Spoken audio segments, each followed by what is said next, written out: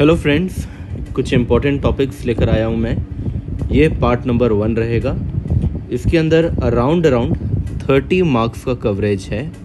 32 कह सकते हैं आप, 40 मार्क्स का कवरेज है आपका आईडीटी का। ठीक है, मैं देवाशीष गोस्वामी डिस्कस करूँगा ये सारी चीज़ें। एक एक पॉइंट आपको जो इम्पोर्टेंट है वो सारा समझा दूंगा। डेफिनेटली सारा का सारा पेपर यहीं से आएगा, इसके बाहर कुछ भी नहीं आएगा। क्वेश्चन नंबर 1 आप देखेंगे तो वो है कॉन्स्टिट्यूशनल प्रोविजन आपको बताना है। इसमें इंपॉर्टेंट क्या है, 269 इंपॉर्टेंट है, 246 इंपॉर्टेंट है, जिसमें 3 लिस्ट की बात की गई है। लिस्ट 1, 2 और 3। लिस्ट 1 में किसको पावर दिया गया है, यूनियन को। लिस्ट 2 में पावर दिया गया है स्टेट को, और लिस्ट 3 में पावर दिया गया है कॉन्करेंट को। क्लियर है। आर्टिकल 269 क्या है हमारा, अपॉर्शनमेंट ऑफ आईजीएफटी। वहाँ पे बेसिकली ये बात की जाती है कि किस तरीके से आईजीएफटी पहले तो सेंट्रल गवर्नमेंट के पास जाएगा और सेंट्रल गवर्नमेंट के बाद फिर वो अपोर्शन होगा सारे स्टेट के बीच में। 279 के अंदर आपका जीएसटी काउंसिल है, तो उसको ध्यान रखिएगा। जीएसटी का जो डेफिनेशन है वो दिया गया 356(12)(a) के अंदर, और उसके अंदर लिखा हुआ है कि alcoholic liquor for human consumption के ऊपर जीएसटी नहीं लगेगा। इस बात का भी ध्यान रखना। जीएसटी काउंसिल बहुत इंपॉर्टेंट है, तो इसको आपको गहराई से पढ़ना है। उसका कॉन्स्टिट्यूशन क्या होगा, तो यूनियन फाइनेंस मिनिस्टर होंगे, एक हमारे कैबिनेट के मिनिस्टर होंगे, और हर स्टेट के भी फाइनेंस मिनिस्टर उसमें रहेंगे, या मिनिस्टर ऑफ रेवेन्यू इंचार्ज यहाँ पे रहेंगे। ठीक है। इसके अलावा जीएसटी नेटवर्क के बारे में आपको पढ़ना है। सेक्शन नंबर 8 कंपनी होता है ये, क्या क्या टैक्सेस सब्स्यूम हुए हैं ये आपको पढ़ना है। गुड्स जिनके ऊपर अभी भी एक्साइज ड्यूटी लग रहा है, या वैट या सीएसटी लग रहा है, ये आपको पढ़ना है। जैसे इसमें टोबैको आ जाता है। ठीक है। इसके अलावा आपका ओपीएम आ जाता है। ये सारी चीज़ें आपको थोड़ी सी पढ़नी है चैप्टर नंबर 1 के अंदर, ये इंपॉर्टेंट है। इसके अलावा कुछ नहीं। अब थोड़ा सा डिटेल में चलते हैं अब हर चीज़ को लेकर। ठीक है, क्योंकि चैप्टर नंबर 1 इतना खास नहीं है, 5 नंबर का वेटेज रखता है। उसमें से क्या क्या आ सकता है मैंने आपको बता दिया, उतना पढ़ के जाओगे काफ़ी है। अगर चैप्टर 2 में आएंगे तो वहाँ पे पढ़ते हैं अपन सेक्शन नंबर 7(1)(a), जहाँ पे सप्लाई का डेफिनेशन है। और सप्लाई के डेफिनेशन में क्या बोला गया है, सप्लाई के डेफिनेशन में बोला गया है कि भैया 8 तरीके की चीज़ें है ना, तो sale, licence, barter, exchange, disposal सब आ जाता है उसके अंदर। तो इसको आपको ध्यान रखना है, बहुत इंपॉर्टेंट है, एग्जाम में आ सकता है। शेड्यूल नंबर 1, 2 और 3 तीनों इंपॉर्टेंट है। शेड्यूल नंबर 3 से चालू करते हैं। क्या क्या एक बार रिफ्रेश करा देता हूँ। एम्प्लॉय ने अगर एम्प्लॉयर को सर्विस दिया तो क्या हो जाएगा, जीएसटी नहीं लगेगा। कोर्ट, ट्रिब्यूनल या consumer forum, consumer forum sir book में नहीं लिखा है, कंज्यूमर फोरम आपके सर्कुलर में है। कंज्यूमर फोरम भी अगर किसी तरीके का डिसीजन देता है तो वो भी नेगेटिव लिस्ट में आता है। फ्यूनरल, ब्यूरियल, क्रिमेटोरियम या मॉर्चरी में आप लेकर जा रहे हो या उसको ट्रांसपोर्टेशन करा रहे हो डिसीज का, तो भी जीएसटी नहीं लगता। लैंड एंड बिल्डिंग को अगर आप कंप्लीशन के बाद बेचेंगे तो कोई जीएसटी नहीं है। एमपी, एमएलए या कोई कॉन्स्टिट्यूशनल पोस्ट में अगर कोई सर्विस मिला है तो कोई जीएसटी नहीं है। Actionable claim other than lottery, betting, gambling, और एक नया चीज़ जुड़ गया है ऑनलाइन गेमिंग। इन चारों के अलावा एक्शनेबल क्लेम जो है वो क्या है आपका, एग्जाम्प्ट रहेगा, नेगेटिव लिस्ट में रहेगा। नॉन टैक्सेबल टेरिटरी से नॉन टैक्सेबल टेरिटरी में अगर आ रहा है तो भी क्या रहेगा, एग्जाम्प्ट रहेगा। अगर सेल हो रहा है वेयर हाउसिंग के टाइम पे तो क्या हो जाएगा, एग्जाम्प्ट हो जाएगा। शेड्यूल नंबर 2 गुड्स के अंदर क्या क्या आता है, तो शेड्यूल 2 भी कवर कर रहा हूँ, सर्कुलर भी कवर कर रहा हूँ। अगर टिश्यू है या नैपकिन है वो आपका गुड्स हो जाएगा। टायर अगर आप दे रहे हैं रिट्रेडिंग के टाइम पे तो गुड्स हो जाएगा। प्रायोरिटी सेक्टर लेंडिंग सर्टिफिकेट आपका गुड्स हो जाता है। टाइटल अगर मिल रहा है किसी सामान का, भले प्रेजेंट में मिले या फ्यूचर में, वो आपका गुड्स हो जाता है। अगर बिजनेस गुड्स का आप डिस्पोजल कर रहे हैं तो वो भी क्या हो जाएगा, गुड्स। इसके अलावा जो भी है सब कुछ क्या हो जाएगा आपका, सर्विस। ठीक है, तो इस तरीके से याद रखना ज़्यादा आसान है। क्या पूरा सर्विस, क्या पूरा गुड याद रखोगे, गुड वाला पार्ट याद रख लो, बाकी सब जो बच गया वो सर्विस हो जाएगा। शेड्यूल 1 के अंदर क्या आ जाता है, शेड्यूल 1 के अंदर आ जाता है परमानेंट ट्रांसफर या disposal of business asset on which ITC has been taken. तो देखो कितने शॉर्ट में लिख दिया मैंने, ऐसी ये फाइल में आपको शेयर कर दूंगा, इतने ही शॉर्ट में एक बार लिख लेना, रिवीजन करने में बहुत आसानी हो जाएगी। दूसरा, रिलेटेड पार्टी या डिस्टिंक्ट पर्सन अगर आप हैं तो आपके बीच में होने वाली चीज़ में भी अगर कंसिडरेशन नहीं होगा तो भी अपन सर्विस मानेंगे, सर्विस बोल रहा हूँ सॉरी, सप्लाई मानेंगे, even if it is made without consideration. यही बात करता है शेड्यूल नंबर 1। ठीक है, तो एम्प्लॉयर एम्प्लॉय को अगर दे रहा है तो वो शेड्यूल 1 में आ जाएगा। अगर फर्म के जितने भी पार्टनर है वो क्या हो जाएंगे, आपके रिलेटेड पार्टी हो जाएंगे। अगर डायरेक्टर या ऑफिसर हूँ हम एक दूसरे के बिजनेस के, तो क्या हो जाएंगे, रिलेटेड पार्टी। अगर 25% से ज़्यादा स्टेक है तो क्या हो जाएंगे, रिलेटेड पार्टी। ये भैया एक आदमी कंट्रोल करता है 2 लोग को, या एक कंट्रोल करता है दूसरे को, या दोनों मिलके कंट्रोल करते हैं तीसरे को, ये सारा क्या हो जाता है, रिलेटेड पार्टी। अगर आप सोल एजेंट है तो क्या हो जाएंगे आप, रिलेटेड पार्टी। फैमिली का डेफिनेशन, स्पाउस और चिल्ड्रन हमेशा आपके रिलेटेड पार्टी रहेंगे। Brother, sister, grand parent, parent, अगर वो डिपेंडेंट है तो ही रिलेटेड पार्टी होंगे, वरना नहीं होंगे। एजेंट टू प्रिंसिपल अगर फ्री ऑफ कॉस्ट भी अगर आप देंगे तो भी क्या हो जाएगा आपका रिलेटेड पार्टी मान, सॉरी शेड्यूल नंबर 1 के अंदर विदाउट कंसिडरेशन भी सप्लाई मान लेंगे। अगर इम्पोर्ट ऑफ सर्विस हो रहा है बिजनेस पर्पस के लिए और रिलेटेड पार्टी के बीच में हो रहा है तो अपन उसको शेड्यूल 1 के अंदर अपन सप्लाई मानते हैं। सेक्शन नंबर 7(1)(b) क्या बोलता है कि अगर इम्पोर्ट ऑफ सर्विस हुआ है और वहाँ पे कंसिडरेशन है तो कुछ देखने की ज़रूरत नहीं है, वो क्या बन जाएगा आपका सप्लाई बन जाएगा। ठीक है, तो अगर ध्यान से सुनना, एक बार और बता दे रहा हूँ क्योंकि ये इंपॉर्टेंट है थोड़ा सा। इम्पोर्ट ऑफ सर्विस के साथ अगर कंसिडरेशन नहीं है तो दो चीज़ें क्या देखेंगे आप, बिजनेस पर्पस और रिलेटेड पार्टी। पर अगर कंसिडरेशन है तो कुछ और देखने की ज़रूरत नहीं है। तो या तो इम्पोर्ट ऑफ सर्विस के साथ कंसिडरेशन होना चाहिए या तो इम्पोर्ट ऑफ सर्विस के साथ आपका बिजनेस पर्पस और रिलेटेड पार्टी होना चाहिए। क्वेश्चन नंबर 4 क्या आता है, मिक्स सप्लाई के ऊपर क्वेश्चन आ सकता है। मिक्स सप्लाई कहाँ पे डिफाइंड है, 8B के अंदर। कॉम्पोजिट सप्लाई कहाँ डिफाइंड है, 8A के अंदर।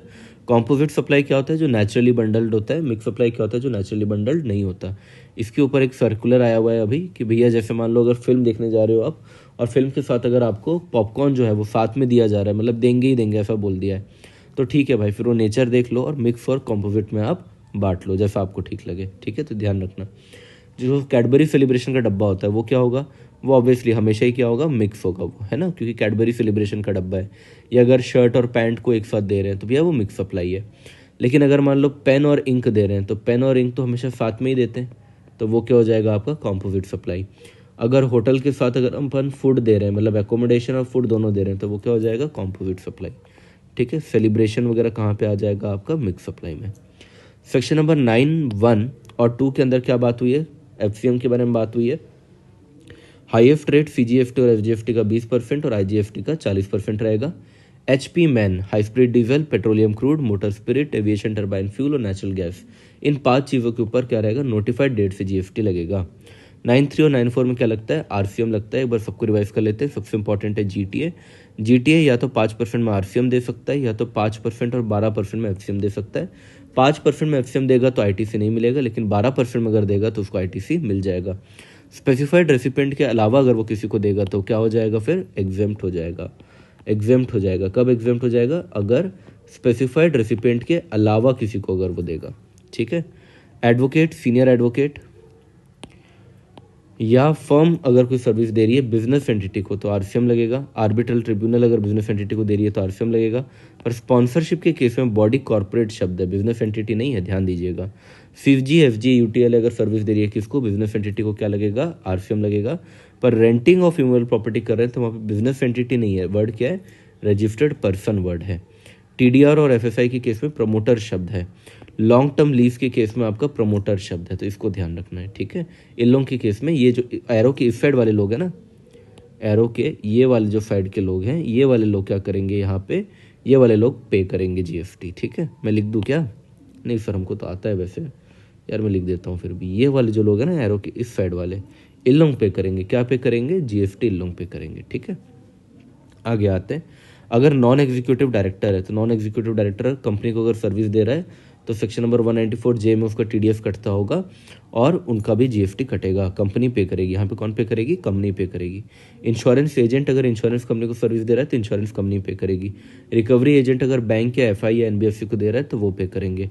आर्टिस्ट अगर कंपनी को दे रहे हैं तो वो पे करेगा आरसीएम। ऑथर के केस में बस एक एक्सेप्शन है, अगर वो डिक्लेरेशन देता है और 1 ईयर तक बोलते हैं कि मैं चेंज नहीं करूंगा तो एफसीएम में चाहे तो वो जा सकता है। ओवरसीइंग कमेटी आरबीआई को देगी। इंडिविजुअल डायरेक्ट सेलिंग एजेंट, यहाँ पे इंपॉर्टेंट शब्द क्या है, individual. Individual direct selling agent का ही आरसीएम है, कंपनी डीसीए होगा तो उसके ऊपर आरसीएम नहीं है। अगर बीएफ बिजनेस फैसिलिटेटर अगर दे रहा है बैंक को तो आरसीएम लगेगा। एजेंट और बिजनेस करस्पॉन्डेंट अगर बिजनेस करस्पॉन्डेंट को दे रहा है तो आरसीएम लगेगा। सिक्योरिटी की सर्विस अगर मिल रही है रजिस्टर्ड पर्सन को तो आरसीएम लगेगा। पर इनके केसेस में आरसीएम नहीं लगेगा, यानी इनके केसेस में क्या लगेगा, एफसीएम ही लगेगा। कौन से केसेस हैं, अगर सेक्शन नंबर 10 में बंदा रजिस्टर्ड है यानी कॉम्पोजिशन स्कीम में, या अगर सीजी, एफजी, यूटीएलए को मिल रहा है तो भी यहाँ पे एफसीएम ही लगेगा। रेंटिंग ऑफ मोटर व्हीकल में अगर अदर देन कंपनी वाला अगर कंपनी को दे रहा है, अदर देन कंपनी वाला कंपनी को दे रहा है तो क्या लग जाएगा, आरसीएम। बाकी सारे केसेस में क्या है, एफसीएम। तो बाकी केसेस में क्या रहेगा, FCM, फॉरवर्ड चार्ज मैकेनिज्म। लेकिन अगर अदर देन कंपनी का आदमी अगर कंपनी को सर्विस देगा रेंटिंग ऑफ मोटर व्हीकल का, तो क्या लग जाएगा, RCM। ये वाले केस में RCM है। लेंडर ऑफ सिक्योरिटी है तो वो RCM पे करेगा। सेक्शन 9(5) में आ जाते हैं, एकदम क्विक रिवीजन नहीं है ना। किसी चीज़ को आपको डिटेल में लगेगा तो मुझे मैसेज कर देना, मैं आपको डिटेल में समझा भी दूंगा। सेक्शन 9(5) में क्या बोलता है, ओला, ओयो, अर्बन क्लैप और जोमेटो, ये चारों केसेस में क्या लगेगा आपका, ई-कॉमर्स ऑपरेटर यहाँ पे लायबल होगा। ओला वाला केस यानी कि कैब बुकिंग वाला केस या मीटर कैब वाला केस, ओयो यानी आपका होटल वाला केस, अर्बन क्लैप यानी हाउस कीपिंग वाला केस, और जोमेटो यानी फूड डिलीवरी वाला केस। ये जो मैंने स्टार मार्क किया ना वो ऐसे ही नहीं किया। स्टार मार्क का मतलब यहाँ पे क्या है, ये स्टार मार्क का मतलब है कि अगर सप्लायर अगर रजिस्टर्ड पर्सन है ना, तो वो जो सप्लायर होगा वही यहाँ पे लायबल होगा GST पे करने को, और ई-कॉमर्स ऑपरेटर नहीं रहेगा। पर अगर सप्लायर रजिस्टर्ड पर्सन नहीं है तो यहाँ पे भी ई-कॉमर्स ऑपरेटर ही पे करेगा। क्लियर हो गया। तो चारों केसेस में ये जो 2 स्टार वाले केस हैं, इन स्टार वाले केस में अगर सप्लायर अगर रजिस्टर्ड पर्सन है तो वो लायबल हो जाएगा, वही पे करेगा GST। ठीक है। सेक्शन नंबर 16 की अगर मैं बात करूँ तो यहाँ पे जीरो रेटेड सप्लाई के बारे में बात हुई है। जीरो रेटेड सप्लाई किसके ऊपर एप्लीकेबल होता है, वो होता है एप्लीकेबल एक तो एक्सपोर्ट के ऊपर और एक स्पेशल इकोनॉमिक जोन के ऊपर। ऐसे केस में कलेक्शन अपन जीरो मान लेते हैं और ITC जितना भी रहता है वो अपन ले लेते हैं। एग्जाम्पशन में कौन कौन सा पढ़ना है हम लोग को, तो एग्जाम्पशन एक पढ़िएगा बच्चों, स्कूल वाला। स्कूल में केटरिंग की सर्विस, ट्रांसपोर्टेशन की सर्विस, क्लीनिंग की सर्विस हमेशा क्या रहती है, एग्जाम्प्ट रहती है। अगर कोई भी तरीके का ऑनलाइन एग्जाम लिया जा रहा है, ऑनलाइन बोल रहा हूँ, किसी भी तरीके का एग्जामिनेशन फी अगर आपसे लिया जा रहा है तो उस पर भी कोई GST नहीं रहता। लेकिन ऑनलाइन जर्नल याद रखना, कई बार एग्जाम में आता है, ऑनलाइन जर्नल स्कूल वाले अगर दे रहे हैं तो वो एग्जाम नहीं है। ठीक है। कॉलेज वाले देंगे या रिकॉग्नाइज बाय लॉ होगा तो वो एग्जाम्प्ट हो जाएगा। ठीक है। प्राइवेट कोचिंग वाले अगर आपको पढ़ा रहे हैं तो क्या उस पर GST लगेगा, बिल्कुल लगेगा। ठीक है। एग्जाम्पशन सिर्फ रिकॉग्नाइज बाय लॉ वाले या जो आपके स्कूल्स हैं सिर्फ उन्हीं के लोग के लिए। एग्रीकल्चर में लगभग सारी चीज़ों पे एग्जाम्पशन है। ठीक है। लेकिन वेयर हाउसिंग में थोड़ा सा ध्यान रख लेना, वेयर हाउसिंग में अमेंडमेंट है ना। वेयर हाउसिंग में अब सिर्फ 4 चीज़ों के ऊपर ही एग्जाम्पशन है, उसके अलावा बाकियों के ऊपर एग्जाम्पशन नहीं है। मेडिकल के केस में भी कुछ कुछ चीज़ों पे अमेंडमेंट है, जैसे आपका रूम का जो खर्चा है, अगर रूम का खर्चा 5,000 तक है तो एग्जाम्प्ट रहेगा, 5,000 के ऊपर एग्जाम्प्ट नहीं रहेगा। पर इसका एक्सेप्शन क्या रहता है आपका, ICU एग्जाम्पशन रहता है। ठीक है। ऐसे ही अगर मान लो फूड का भी आ सकता है, इलाज करा रहे हो, इलाज कराने के साथ साथ अगर फूड भी दे रहे हैं तो इलाज भी आपका GST के बाहर रहेगा और फूड भी आपका GST के बाहर रहेगा। ठीक है। स्पोर्ट्स पे आ जाते हैं। स्पोर्ट्स वाला भी आपके लिए इंपॉर्टेंट है, किन किन के ऊपर GST लगता है, किन के ऊपर नहीं लगता, देख के जाइएगा।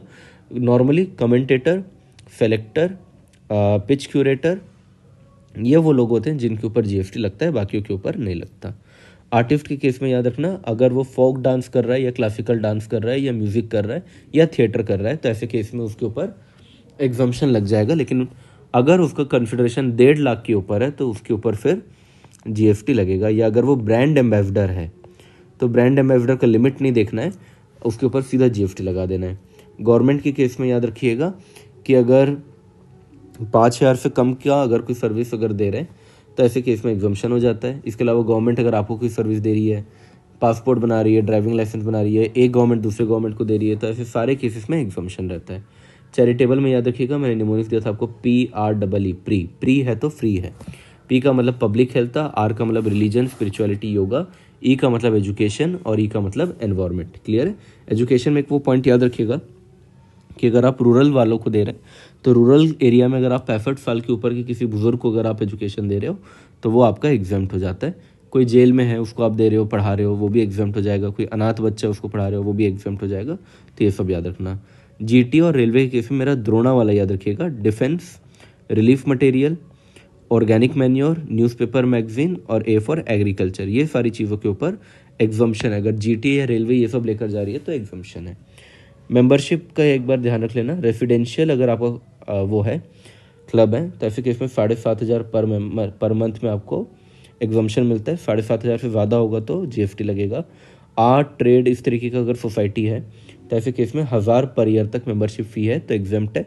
1,000 के ऊपर आपका क्या हो जाएगा, टैक्सेबल हो जाएगा। सेक्शन 10 पे बढ़ते हैं, कॉम्पोजिशन स्कीम। लिमिट क्या है, 1.5 करोड़ और 75 लाख। 75 लाख वो नॉर्थ ईस्ट स्टेट के ऊपर है, ध्यान रख लीजिएगा। मैन्युफैक्चरर है तो 1%, ट्रेडर है तो भी 1%, लेकिन मैन्युफैक्चरर पे 1% ऑफ किसका है, टर्नओवर का। लेकिन ट्रेडर के ऊपर क्या है, टैक्सेबल टर्नओवर का। रेस्टोरेंट के ऊपर 5% है और सर्विस के केस में 6% है। सर्विस के केस में जो लिमिट है वो कितनी है हमारी 50 लाख, भले कोई भी जगह हो, है ना। सर्विस कितना अलाउड है, तो ये वाले केस की बात नहीं कर रहा हूँ ना, सर्विस ये नॉर्मल वाले केस की बात कर रहा हूँ, मैन्युफैक्चरर या ट्रेडर ये वाले की बात कर रहा हूँ। यहाँ पे सर्विस अलाउड है आपका 10% ऑफ टोटल टर्नओवर या 5 lakh, whichever is higher. Conditions देख के जाना है आपको कि जैसे बिल में लिखना पड़ेगा, बाहर आपको बोर्ड टंगाना पड़ेगा, ठीक है। आईटीसी आप ले नहीं सकते, कलेक्शन आप नहीं कर सकते, ये सारे कंडीशंस होते हैं, ये आपको देख के जाना है, ठीक है। पेनल्टी लग जाएगी अगर आप गलत तरीके से यहाँ पे करोगे। 73 और 74 की पेनल्टी लगती है, याद रखना, ये सेक्शन नंबर 73, 74। लैप्स हो जाएगा जिस दिन, उसी दिन से, जैसे मान लीजिए आपका टर्नओवर क्रॉस हो गया, 1.5 करोड़ के ऊपर चला गया, लैप्स हो गया, जैसे ही लैप्स होगा अगले महीने से तुरंत आपको नॉर्मल स्कीम में आ जाना है। नॉर्मल स्कीम के हिसाब से आपको जीएसटी पे करना है। मैंने जो लास्ट एमटीपी सेट किया था हमारे एबीएस का, उसमें मैंने इस क्वेश्चन को डाला हुआ है। कुछ मिसलेनियस चीज़ें हैं, थोड़ा सा देख लीजिएगा, बाकी बहुत काम का नहीं है।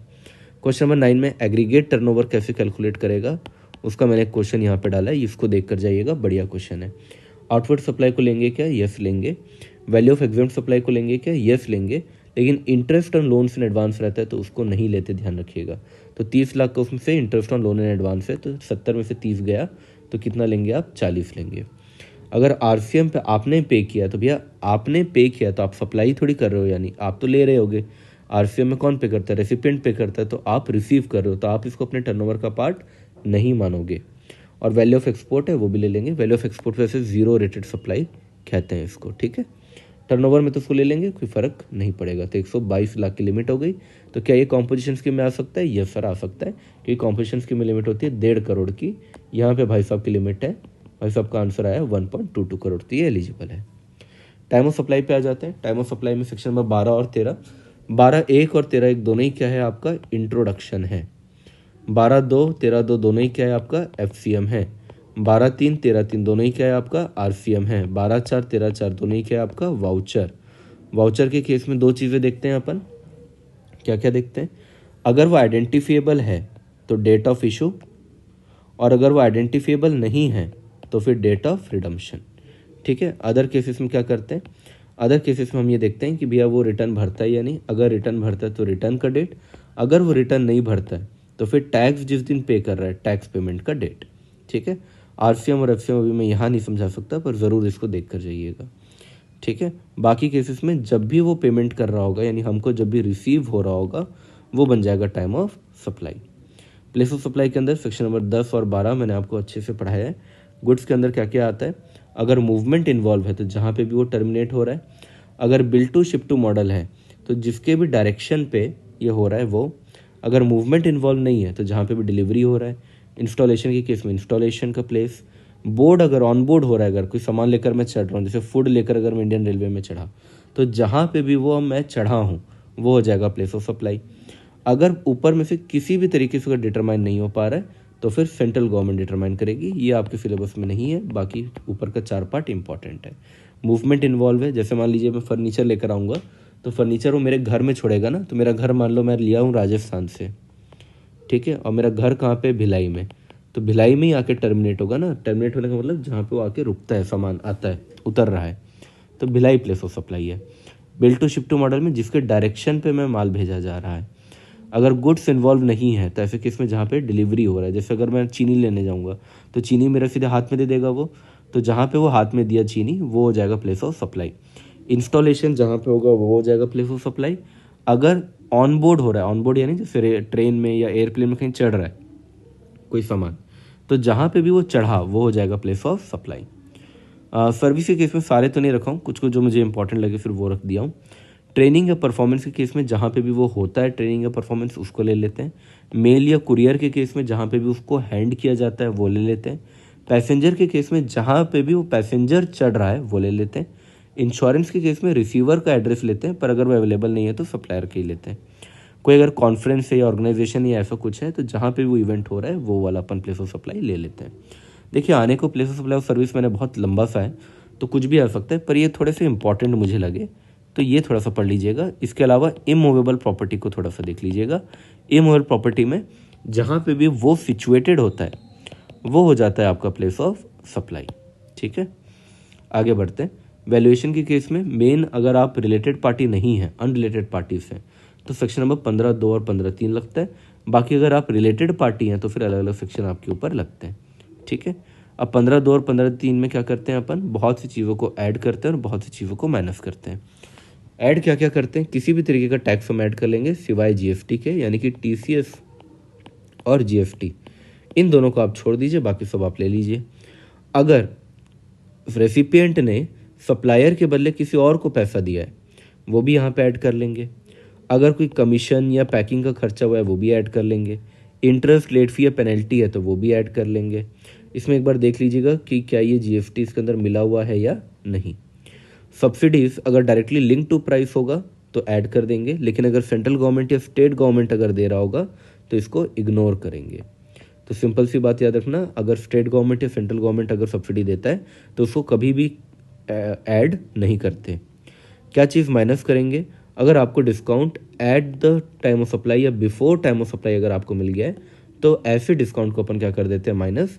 पर अगर आफ्टर सप्लाई आपको अगर डिस्काउंट दिया जा रहा है तो कंडीशन पूरा होगा, कंडीशन अगर पूरा होगा तो आपको वो माइनस करने देंगे, पर अगर कंडीशन पूरा नहीं हुआ तो माइनस करने नहीं देंगे, यानी आपको फिर उसको इग्नोर करना पड़ेगा। क्लियर हुआ, उस डिस्काउंट को माइनस नहीं कर पाएंगे। चलिए कुछ चीज़ें और, अगर consideration not whole in money है, यानी कि मैं सामने वाले को पैसे दे रहा हूँ, पैसे के साथ कोई सामान भी दे रहा हूँ, तो ऐसे केस में क्या करेंगे, तो पहली प्रायोरिटी आपको देनी है ओपन मार्केट वैल्यू को। दूसरी प्रायोरिटी आपको क्या देनी है, जितना भी मैंने पैसा दिया प्लस पैसे के साथ जो सामान दिया उसकी वैल्यू को। अगर दोनों तरीके से नहीं आया तो लाइक काइंड एंड क्वालिटी ले लेना है, और फिर अगर वो भी नहीं बन रहा है तो फिर सेक्शन नंबर 31 का इस्तेमाल करना है।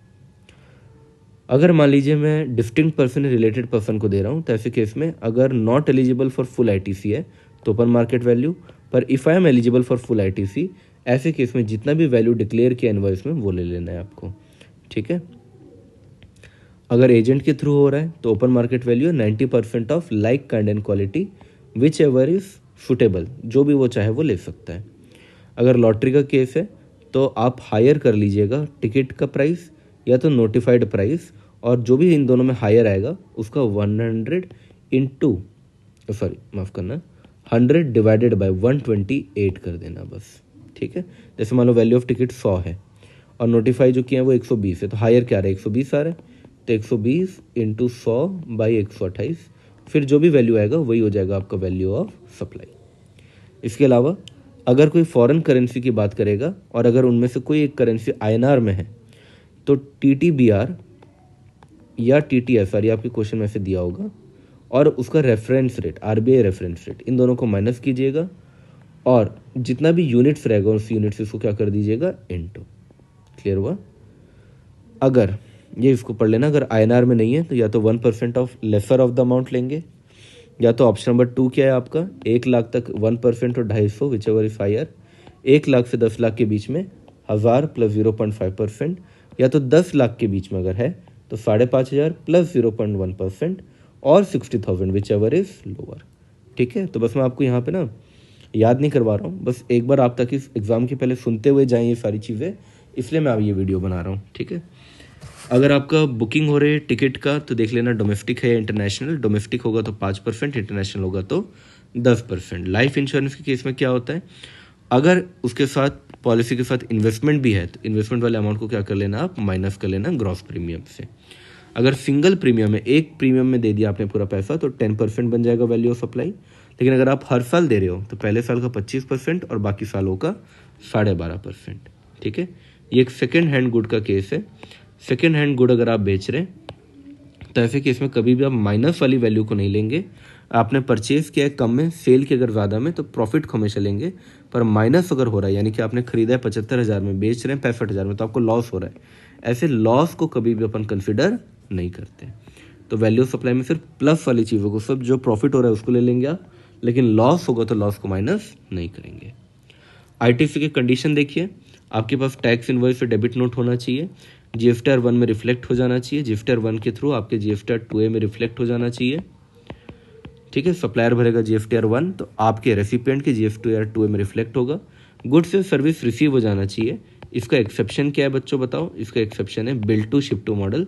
यहाँ पे अगर आपको रिसीव नहीं भी हुआ होगा तो भी चल जाएगा। अगर बिल आपके नाम पे शिपिंग किसी और को करा रहे हो, जैसे जॉब वर्कर को करा रहे हो, तो भी चलेगा। अगर लॉट में आ रहा है तो जब तक लास्ट लॉट नहीं आ जाता तब तक आप आईटीसी नहीं ले सकते। पॉइंट नंबर सी क्या बोलता है, एक्चुअली जो आपका मनी है वो आपको पे कर देना है यहाँ पे, या तो कैश में या तो आईटीसी के थ्रू, और आपको जीएसटी 3 भी भर देना है। ठीक है, 180 डेज में आपको सप्लायर को भी पेमेंट करना होता है, वो वाली बात भी मत भूलिएगा। अगर आपने 180 डेज में सप्लायर को पेमेंट नहीं किया तो क्या हो जाता है, आईटीसी रिवर्स हो जाता है, और साथ ही साथ 18% का इसके ऊपर क्या लग जाता है, इंटरेस्ट भी लग जाता है। ठीक है, आई होप ये आपको याद होगा। 17.5 ब्लॉक क्रेडिट को शॉर्ट में समझा रहा हूँ। मोटर व्हीकल को याद रखिएगा, सबसे इंपॉर्टेंट यही है, अगर 13 फीटर से ज़्यादा है तो आपको आईटीसी मिल जाएगा, 13 फीटर से कम है तो आपको आईटीसी नहीं मिलेगा, लेकिन 3 कंडीशन में मिल जाएगा। अगर आप फर्दर सप्लाई कर रहे हैं, या तो ट्रेनिंग कर रहे हैं, या तो पैसेंजर का ट्रांसपोर्टेशन कर रहे हैं, तो आपको आईटीसी मिलेगा। पैसेंजर का ट्रांसपोर्टेशन बोला हूँ मैं, है ना, तो आपका कोई एम्प्लॉय का ट्रांसपोर्टेशन कर रहे हो तो आईटीसी नहीं मिलेगा। कोई मौज वाली चीज़ें जैसे आपका केटरिंग हो गया, जिम हो गया, ब्यूटी हो गया, ब्यूटी सर्विस हो गया, ठीक है, होम ट्रैवल कंसेशन हो गया, लीव ट्रैवल कंसेशन हो गया, ठीक है, ये मौज वाली चीज़ें, या इंश्योरेंस हो गया, इन सब के ऊपर कभी भी आईटीसी नहीं मिलता। वर्क कॉन्ट्रैक्ट, कोई बिल्डिंग बनाया, कोई उसके ऊपर आईटीसी नहीं मिलेगा। कंस्ट्रक्शन करोगे खुद का, कोई आईटीसी नहीं मिलेगा। प्लांट एंड मशीनरी होगा तो आपको आईटीसी मिल जाएगा, प्लांट एंड मशीनरी पे आपको आईटीसी मिल जाएगा। तो सवाल आया सर प्लांट एंड मशीनरी क्या है, तो उन्होंने कान घुमा के बोला कि प्लांट एंड मशीनरी 3 चीज़ नहीं है, यानी वो 3 चीज़ों के ऊपर आईटीसी नहीं मिलता।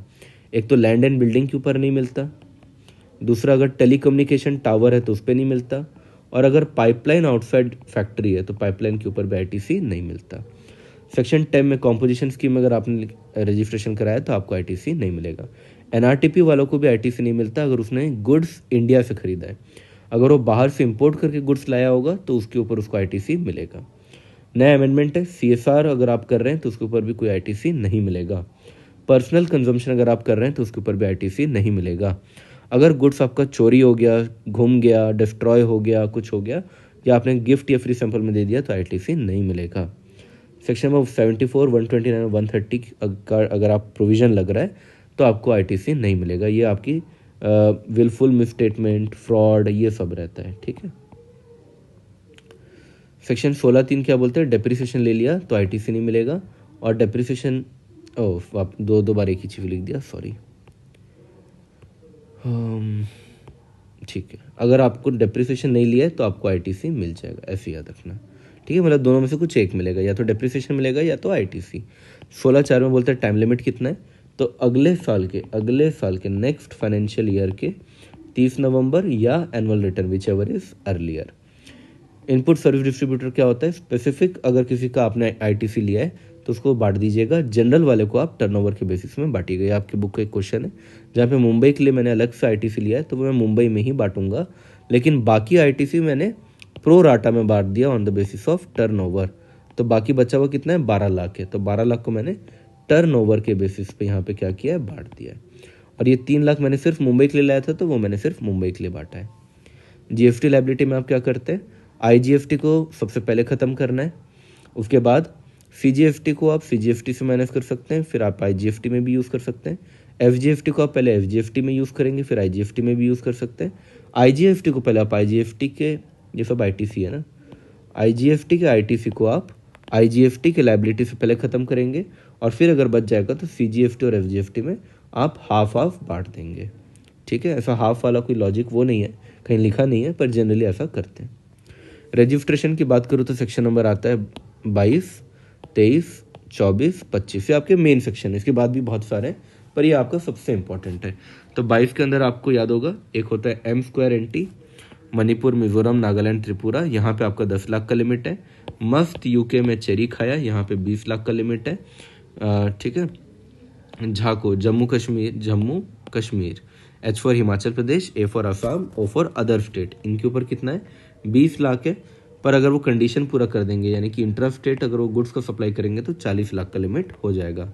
मस्त यूके में चेरी खाया में, चेरी का मतलब पुडुचेरी है, यूके का मतलब उत्तराखंड है, और ये हो गया आपका मेघालय, अरुणाचल प्रदेश, सिक्किम और त्रिपुरा। ठीक है, तो ये सारे केसेस में 20 लाख हैं। अब सेक्शन नंबर 23 में क्या है, मेन 3 चीज़ें है तो बहुत सारी, पर मेन 3 चीज़ें आपके एग्जाम के लिए। अगर आप एग्रीकल्चरिस्ट हैं तो आपको एग्जाम्पशन है। अगर आप होली एग्जाम्प्ट या होली नॉन टैक्सेबल सप्लाई करते हैं तो भी आपको रजिस्ट्रेशन की ज़रूरत नहीं है। अगर आप आरसीएम के सप्लायर हैं तो भी आपको रजिस्ट्रेशन की ज़रूरत नहीं है। सेक्शन 24 जस्ट इसका उल्टा, यहाँ पे कंपलसरी रजिस्ट्रेशन है। तो अगर आप एजेंट हैं तो compulsory registration, inter state supply करते हैं तो रजिस्ट्रेशन कंपलसरी है, आरसीएम के रेसिपिएंट है तो कंपलसरी है, CTP and RTP compulsory, IFD compulsory, e commerce operator compulsory. अगर आपको टीडीएस या टीसीएस काटना है 51 या 52 में तो भी कंपलसरी, और ओआईडीआर सर्विस भी आपकी क्या हो जाती है, कंपलसरी। ठीक है। अब आपका इफेक्टिव डेट ऑफ रजिस्ट्रेशन क्या होता है, जनरली आपको अगर आप सीटीपी एंड आरटीपी नहीं है तो आपको 90 दिन के अंदर 30 दिन के अंदर अंदर रजिस्ट्रेशन करना पड़ता है। अगर आपने विद इन 30 डेज कर दिया तो जो डेट ऑफ आपका एप्लीकेशन होता है, माफ़ करना, जो आपकी डेट ऑफ लायबिलिटी होती है वही बन जाता है इफेक्टिव डेट ऑफ रजिस्ट्रेशन। और अगर आप आफ्टर 30 डेज कर रहे हैं तो फिर आपका जो सर्टिफिकेट आएगा, सर्टिफिकेट का जो डेट रहेगा वही होगा आपका इफेक्टिव डेट ऑफ रजिस्ट्रेशन। ठीक है। सीटीपी एंड आरटीपी वालों के लिए क्या है, जब भी वो बिजनेस चालू करेंगे उसके 5 दिन पहले से उनको रजिस्ट्रेशन ले लेना है। अब कुछ इंपॉर्टेंट सेक्शन 22 हमने कर लिया, 25 के अंदर प्रोसीजर है, 27 के अंदर सीटीपी और एनआरटीपी की बातें दी गई है, 28 में अमेंडमेंट है, 29 में कैंसिलेशन है, 30 में रिवोकेशन ऑफ कैंसिलेशन है और 139 माइग्रेशन है जो आपके सिलेबस में नहीं है। चलिए अब यहाँ पे एडवांटेजेस क्या है रजिस्ट्रेशन के, भैया वो आदमी सप्लायर की तरह माना जाएगा, कलेक्ट कर पाएगा टैक्स, साथ ही साथ वो क्रेडिट ले दूसरों को दे पाएगा और आईटीसी भी ले पाएगा। तो कलेक्शन आईटीसी तभी हो पाएगा जब आपने रजिस्ट्रेशन कराया होगा। प्रोसीजर क्या होता है, हर स्टेट में आपको अलग अलग रजिस्ट्रेशन लेना पड़ता है, यानी कोई सेंट्रल रजिस्ट्रेशन नहीं है। आपने एक बार छत्तीसगढ़ में ले लिया तो पूरे इंडिया में हो गया, ऐसा कुछ भी नहीं है। 30 दिन के अंदर लेना पड़ता है। कैजुअल टैक्सेबल और एनआरटीपी को 5 दिन के पहले लेना पड़ता है। एक रजिस्ट्रेशन आपका एक स्टेट में चलता है। अगर आपके मल्टीपल बिजनेस है तो आपकी इच्छा, आप सेपरेट रजिस्ट्रेशन भी ले सकते हैं और सिंगल रजिस्ट्रेशन भी ले सकते हैं। प्रोसीजर क्या रहता है, वॉलेंट्री रजिस्ट्रेशन भी आप चाहें तो करवा सकते हैं। डिस्टिंक्ट पर्सन का आपको केस मालूम है कि अगर मान लीजिए कि एक ही पैन है, पैन एक ही है, लेकिन अगर आपके बिजनेस 2 हैं, बिजनेस 1 बिजनेस 2, तो इनको अपन क्या बोलते हैं, डिस्टिंक्ट पर्सन। क्या बोलेंगे इनको, डिस्टिंक्ट पर्सन। ठीक है। जीएसटी ऑफिसर चाहे तो आपसे फोर्स करा के, आपकी इच्छा नहीं है तो भी आपका रजिस्ट्रेशन करा सकता है। यूनाइटेड नेशन वालों को रजिस्ट्रेशन नंबर नहीं मिलता, उनको मिलता है यूनिक आइडेंटिटी नंबर। ठीक है। हाँ चलिए, डीम्ड रजिस्ट्रेशन क्या होता है, अगर यूनिक आइडेंटिटी नंबर मिला तो मान लेते डीम्ड रजिस्ट्रेशन है। ठीक है। अगर कोई रिजेक्शन हो गया तो भी मान लेते हैं डीम्ड रजिस्ट्रेशन है। चलो, सीटीपी एनआरटीपी के केस में क्या होता है, इनको जो सर्टिफिकेट मिलता है ना रजिस्ट्रेशन का, ये वैलिड होता है 90 डेज़ के लिए, और अगर एक्सटेंशन भी है तो एक्सटेंशन भी कितना होगा, मैक्सिमम 90 डेज़। तो ये 90 + 90, इससे ज़्यादा नहीं हो सकता। यानी कि इधर एक बार अगर 60 हो गया तो इधर फिर भी 90 ही होगा, इस बात का ध्यान रखना। ठीक है। ये एग्जाम्पल दे रहा था बस मैं। अगर आपने पहली बार में 60 लिया है तो अगली बार आपको एक्सटेंशन 90 का ही मिलेगा। यहाँ पे आपने 30 दिन जो कम लिए हैं उसका कुछ कैरी फॉरवर्ड वगैरह नहीं होगा, है ना, ये ध्यान रखना। एडवांस टैक्स इन लोगों को पे करना पड़ता है। ये लोग अभी बिजनेस चालू करेंगे, उसके पहले ये लोगों को टैक्स दे के अपना रजिस्ट्रेशन लेना पड़ता है। आगे आते हैं, ये आपका जीएसटी का रजिस्ट्रेशन का प्रोसेस है। आप पहले लॉगिन करते हैं, ये लॉग इन है एक्चुअली, लॉगिन करते जीएसटी पोर्टल में, रजिस्ट्रेशन 1 REG01 भरते हैं। पार्ट ए में आपके मैंडेटरी डिटेल्स होते हैं, OTP वगैरह आता है। उसके बाद आप वेरिफिकेशन करते हैं मोबाइल का। फिर पार्ट बी भरते हैं जिसके अंदर बिजनेस के डिटेल होते हैं, इसके अंदर डॉक्यूमेंट वगैरह भरना पड़ता है आपको। जीएसटी ऑफिसर फिर 3 दिन के अंदर अंदर वेरीफाई करके आपका एप्लीकेशन अप्रूव करेगा। सर्टिफिकेट ऑफ रजिस्ट्रेशन मिलेगा आपको GST REG06 में। ठीक है। तो ये फॉर्म नंबर दिए हुए हैं सारे, एक एक बार आपको रीड करना है, आराम से रीड कर लीजिएगा। ठीक है। आपको फ़ोटो खींचना है तो फ़ोटो भी आप खींच सकते हो। चलिए, तो ये रजिस्ट्रेशन के सिर्फ फॉर्म नंबर्स हैं, आप एक बार बस देख लीजिएगा, इसलिए मैंने यहाँ पे डाला है। अमेंडमेंट भी बहुत खास नहीं है। अगर आपको कोई भी चेंज कराना है तो 2 टाइप के चेंज हो सकते हैं, या तो कोर फील्ड में चेंज होगा या तो नॉन कोर में। नॉन कोर का मतलब क्या होता है, जो बिजनेस के लिए बहुत इंपॉर्टेंट नहीं है। कोर का मतलब क्या होता है, जैसे आपका पैन नंबर है, या आपका मोबाइल नंबर है, या आपका ईमेल एड्रेस है, या आपका स्टेट कोड है, ये कोर चीज़ है, ये सबसे इंपॉर्टेंट चीज़ है। तो इसको चेंज कराना थोड़ा सा मुश्किल होता है। ठीक है। कैंसिलेशन कब कब होगा, ये आपके एग्जाम में आ सकता है। अगर आपका बिजनेस डिसकंटिन्यू हो गया है, अब आप बिजनेस नहीं करते, तो कैंसिल कर देंगे आपका रजिस्ट्रेशन। प्रोप्राइटरी मर गया, अमलगमेशन हो गया, या कॉन्स्टिट्यूशन बिजनेस का चेंज हो रहा है, पहले 2 लोग थे अब 3 लोग आ रहे हैं, ऐसे सारे केस में आपका रजिस्ट्रेशन कैंसिल कर देते हैं। टैक्सेबल पर्सन का भैया अब रजिस्ट्रेशन की ज़रूरत ही नहीं, क्योंकि हो सकता है जो टर्नओवर है ना वो टर्नओवर बिलो लिमिट है, तो ज़रूरत नहीं है, तो वो रजिस्ट्रेशन कैंसिल कर सकता है। इसके अलावा अगर आपने कोई प्रोविज़न का कॉन्ट्रावेंशन किया है, या अगर आप कॉम्पोजिशन स्कीम में हैं और आपने 3 एग्जीक्यूटिव टैक्स पीरियड से आपने रिटर्न नहीं भरा है, या अगर आप नॉर्मल स्कीम में और आप 6 महीने से नहीं भर रहे हैं, वॉलेंट्री रजिस्ट्रेशन तो लिया था पर बिजनेस चालू नहीं किया, कोई फ्रॉड विलफुल मिसस्टेटमेंट आपने कर दिया, ऐसे केसेस में आपका क्या हो जाएगा, कैंसिलेशन हो जाएगा। क्या आप रिवोक कर सकते हैं? हाँ, आपको एक एप्लीकेशन देना पड़ेगा 30 दिन के अंदर कि भैया कैंसिल हो गया है, प्लीज़ मेरे को माफ़ कर दो, ये रीज़न है, इस रीज़न को आप देखिए, मुझे अपॉर्चुनिटी दीजिए और आप इस कैंसिलेशन को कैंसिल कर दीजिए। हाँ, कैंसिलेशन को, आपने जो मेरा रजिस्ट्रेशन कैंसिल किया है ना, इस कैंसिलेशन को कैंसिल कीजिए, यानी कि मेरा रजिस्ट्रेशन वापस से क्या कर दीजिए, एक्टिव कर दीजिए। पेनल्टी क्या होगा अगर आपने रजिस्ट्रेशन नहीं लिया है तो 10,000 तक की पेनल्टी हो सकती है। गुड्स के केस में इनवॉइस आपको कब देना है? अगर मूवमेंट इन्वॉल्व है। क्या इन्वॉल्व है? मूवमेंट इन्वॉल्व है तो at the time of removal, और अगर मूवमेंट इन्वॉल्व नहीं है तो at the time of delivery.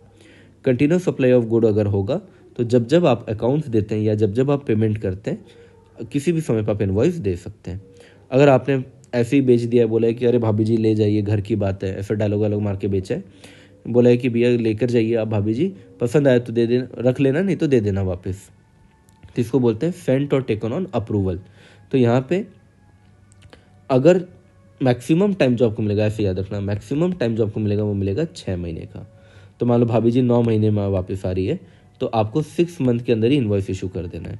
पर अगर मान लो भाभी जी जो है वो 3 महीने में वापस आ गई तो मैक्सिमम टाइम 6 महीने है ना, 3 महीने में आ गई तो बढ़िया है, तो 3 महीने में आप इन्वॉइस को इशू कर देंगे। सर्विस के केस में क्या होगा? जनरली तो बोला है भैया 30 दिन में इन्वॉइस इशू करना है, पर बैंक, एनबीएफसी, इंश्योरेंस के केस में क्या है, 45 डेज में आपको करना रहेगा। ठीक है। अगर कोई चीज़ कंप्लीशन पे डिपेंड करता है तो जब वो कंप्लीट होगा उस समय पे आपको इन्वॉइस इशू करना है। अगर ड्यू डेट ऑफ पेमेंट अगर असर्टेनेबल है, यानी कि आप पता कर सकते हैं कि पेमेंट कब करना है, तो जब पेमेंट करते हैं तब इन्वॉइस इशू कर दीजिए। अगर आपको ये नहीं मालूम कि पेमेंट कब करना है तो जब आप पेमेंट कर रहे हैं तब आप इन्वॉइस काट लीजिए। और अगर किसी कंप्लीशन पे डिपेंड करता है तो जब वो कंप्लीशन होगा तब आप इन्वॉइस इशू कर दीजिएगा। Got it. ई इन्वॉइस की लिमिट अब कितनी हो गई है? अब हो गई है 5 करोड़। अगर आपका टर्नओवर 5 करोड़ से ज़्यादा है तो आपको ई इन्वॉइस देना पड़ेगा। तो पिछले साल ज़्यादा ऐसा ज़रूरी नहीं है, 2017-18 से कभी एक बार भी ज़्यादा हुआ होगा तो भी इन्वॉइस आपको इशू करना पड़ेगा। ध्यान क्या रखना है कि इन केसेस में आपको ई इन्वॉइस की ज़रूरत नहीं है। ठीक है। तो जीटीए हो गया, बैंक हो गया, ट्रांसपोर्टेशन सर्विस हो गया, सिनेमा हो गया, एसईजेड हो गया, लोकल अथॉरिटी या गवर्नमेंट हो गया, तो ये जनरली इन्वॉइस इशू करते ही हैं, तो इनके ऊपर मैंडेटरी नहीं किया गया, ये पहले से कर रहे थे। कंसोलिडेटेड इन्वॉइस क्या होता है? अगर आपके पास अनरजिस्टर्ड पर्सन आ रहा है और वो आपसे 200 रुपये से भी कम का सामान खरीद रहा है तो आप उसमें क्या इन्वॉइस इशू करोगे?